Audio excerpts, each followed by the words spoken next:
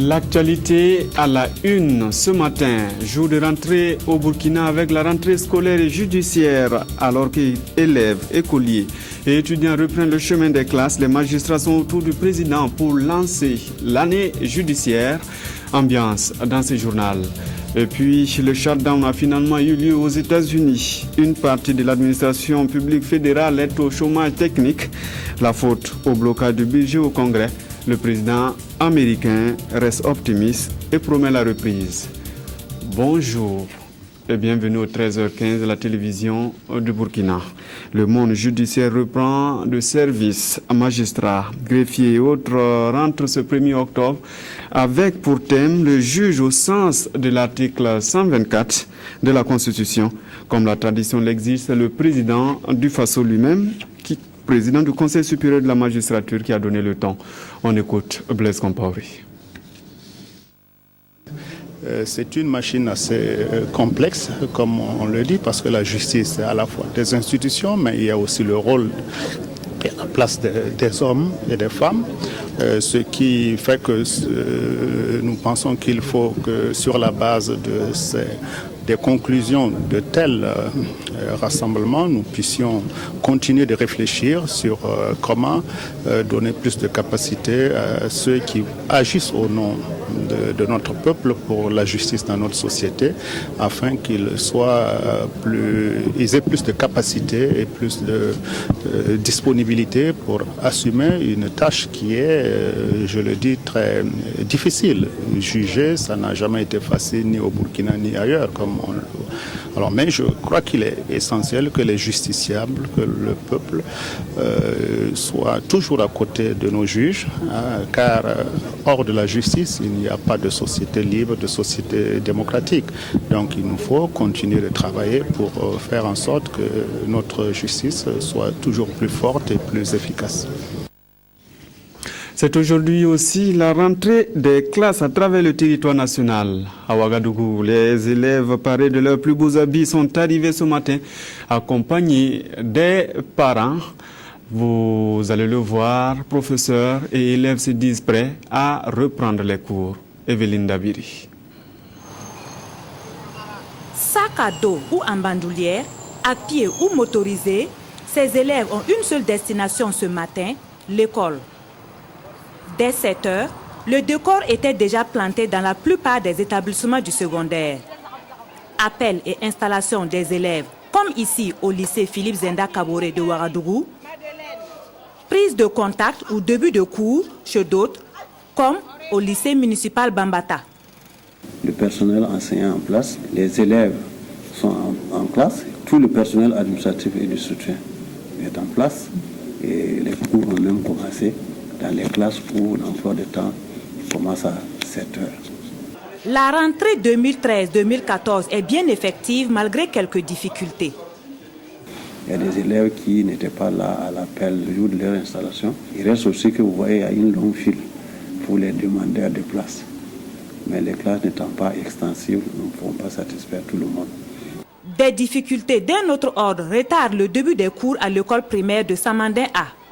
Adamou Nadier, directeur de cette école, tout comme le corps enseignant, était bien présent.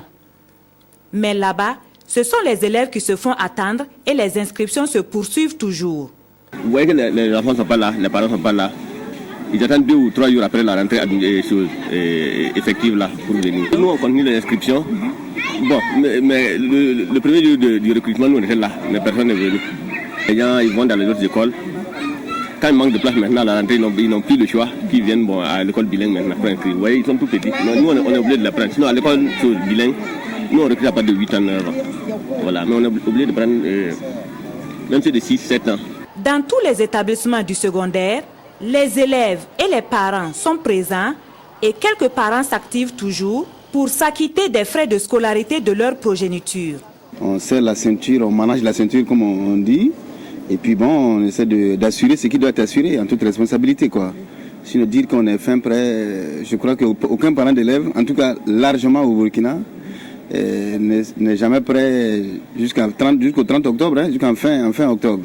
Si la rentrée est bien effective, Laya Madiega, proviseur du lycée municipal Bambata, place cette rentrée sous le signe du civisme. Nous plaçons cette rentrée scolaire sous le signe du civisme, de l'esprit de concertation et de dialogue entre les différents partenaires de notre système éducatif en général et du système éducatif du lycée municipal Bambata, de telle sorte que nous souhaitons avoir une année scolaire apaisée, faite de travail et de réussite pour nos élèves. La mise en pratique de bonnes résolutions pourrait être la clé de la réussite totale de cette nouvelle année scolaire. En tant qu'élève, je compte vraiment miser, en tout cas mon fort, pour que je réussisse cela. Pour que mes parents soient contents de moi, pour que mes professeurs également puissent avoir surtout une appréciation et une très bonne vue sur moi. Et c'est ainsi réparti pour 9 mois de dur labeur. Aux deux yeux, c'est déjà la discorde entre la direction de l'établissement et certains employés. Les travailleurs nationaux demandent une égalité dans le traitement salarial. La direction a rencontré les journalistes. Le directeur général s'est dit ouvert au dialogue. Sié Sylvestre, reportage. Les employés de la Fondation Deux Yeux en grève dénonceraient une inégalité salariale entre expatriés et nationaux. Ils seraient mécontents également de leurs conditions de travail et de la gestion même. Les rencontres avec le président du conseil d'administration de la Fondation, qui a fait le déplacement de Ouagadougou à cause de la situation délétère, n'a pas permis de mettre fin à la crise.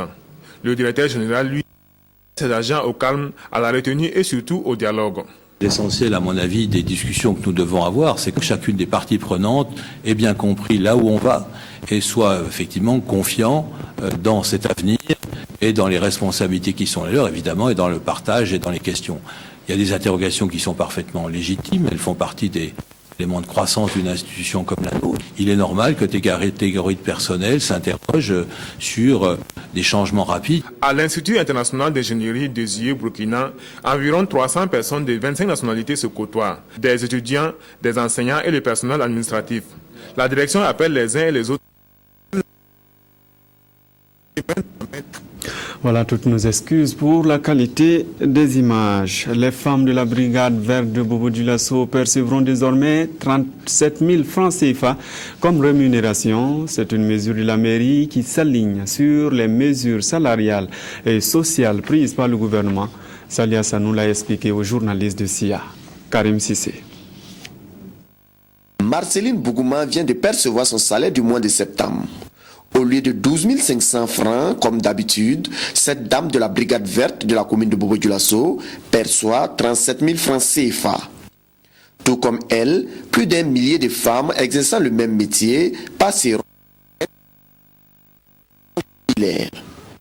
Une hausse des salaires consécutive aux mesures sociales prises récemment par le gouvernement burkinabé en vue d'améliorer les conditions de vie des populations. Le gouvernement a décidé d'appuyer la commune et pour que leur salaire qui était à peu près à 12 000, 12 500 soit augmenté jusqu'à 37 000 francs.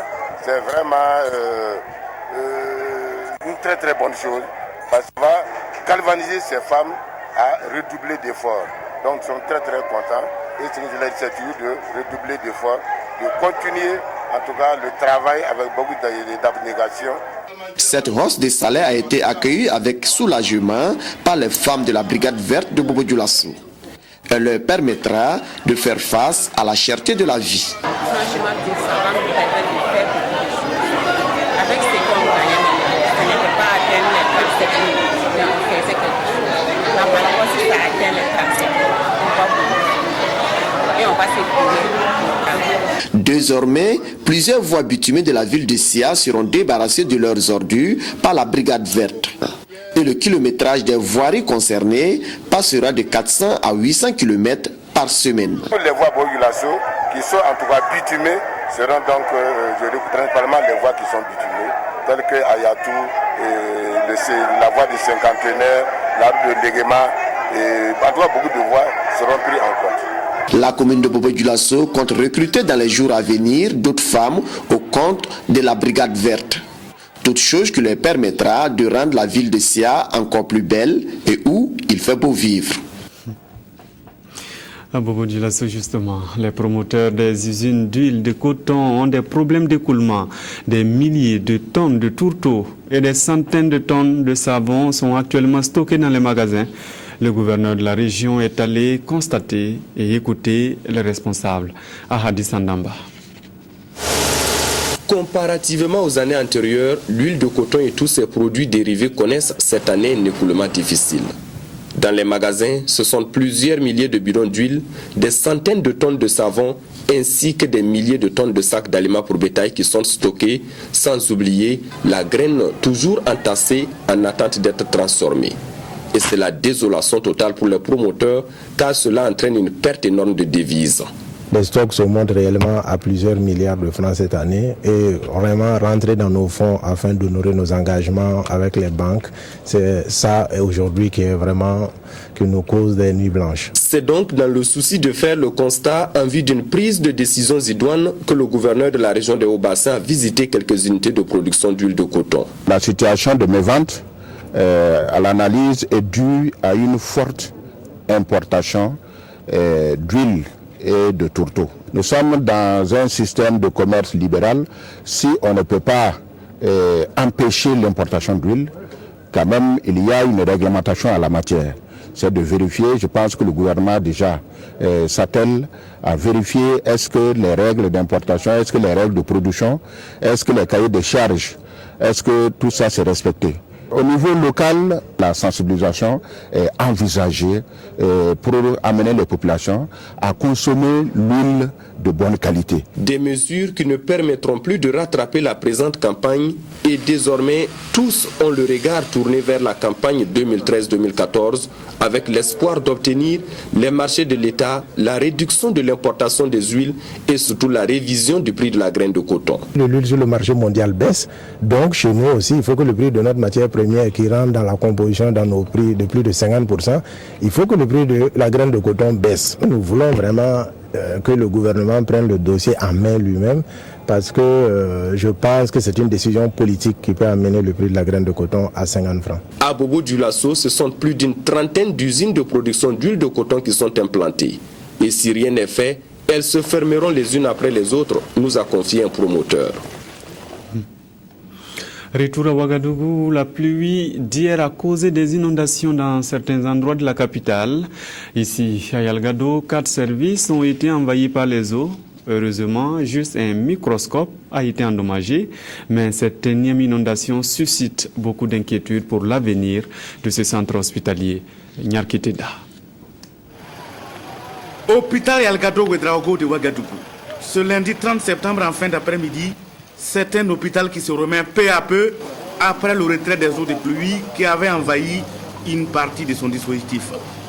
C'est essentiellement les services de première ligne, notamment les urgences médicales qui ont été le plus envahies par l'eau avec la médecine nucléaire, le laboratoire de biologie et bactériaux et puis tous les services qui sont en tout cas aux alentours des urgences.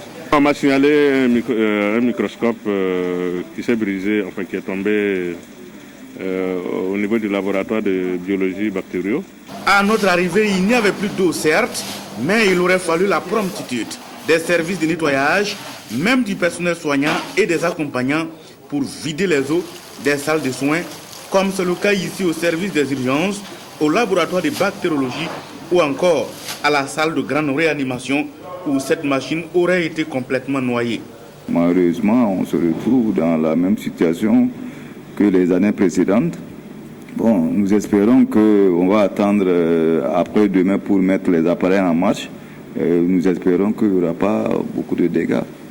Ça, là, c'est le problème. On a vécu ça mal en tout cas. En tout cas, les malades là sont accouchés, couchés dans le lot là. C'est pas bon. Ah, on a eu chaud. On a eu peur. Parce qu'on a pensé le 1er septembre. Ah, l'eau c'était beaucoup. Comme la pluie venait, nous on était là, les premières portes ont commencé à rentrer. Nous on a parti fermer les deuxièmes portes. Quand l'eau venait, nous on a ouvert les deuxièmes portes et puis on a pu prendre la tête pour pousser de l'eau un peu pour sortir. Cela fait quand même plusieurs fois que le plus grand hôpital public de référence du Burkina connaît des cas d'inondation après celui du 1er septembre 2009. Et la question qui titille les lèvres, ne faudra-t-il pas songer à revoir le dispositif physique de l'hôpital Ce problème dépasse le cadre du DG que je suis. Il y a un vrai problème, effectivement, à Yalgado, c'est que nous subissons les conséquences des eaux qui devraient normalement passer le long de la voie. Il se trouve que tous les caniveaux le long de cette voie sont bouchés. Et ça dévie malheureusement toute l'eau à l'intérieur de l'hôpital. Ce qui est certain, le ministre de la Santé était sur le lieu, nous a-t-on confié, mais malheureusement vous ne verrez pas ces images, car nous sommes arrivés après le passage du ministre. La raison principale, râler l'hôpital Yalgado, c'était la croix et la bannière. Chidar par là, embouteillage tout le long des différentes artères qui mènent à Yalgado, c'était un calvaire. Tandeuil, le service des informations a perdu une de ses journalistes. Pélagie Bempanomé Sawadogo nous a été arraché hier des suites de maladie. Abdul Rasmane Zongo. Le secteur de l'hôtellerie constitue de nos jours un domaine incontournable pour la promotion du tourisme burkinabé. C'est pourquoi cette 10e édition du Salon international du tourisme et de l'hôtellerie de Ouagadougou, on retrouve un nombre important de promoteurs hôteliers. Vous n'entendrez plus cette belle voix de Pélagie Bempanomé Sawadgo Bouddha, diffusée avant-hier dimanche dans le journal de 13h15. La rédaction de la télévision nationale du Burkina est impuissamment orpheline depuis ce 30 septembre 2013. Journaliste reporter en date du 10 octobre 2011, Pélagie Bempanomé Sawadgo Bouddha est décédée d'une brusque maladie. Elle a récemment, du 26 au 29 septembre, participé à la couverture médiatique des activités du CITO 2013. L'extrait que vous avez écouté est tiré de son dernier reportage du CITO et portant sur hôtels et agences de voyage.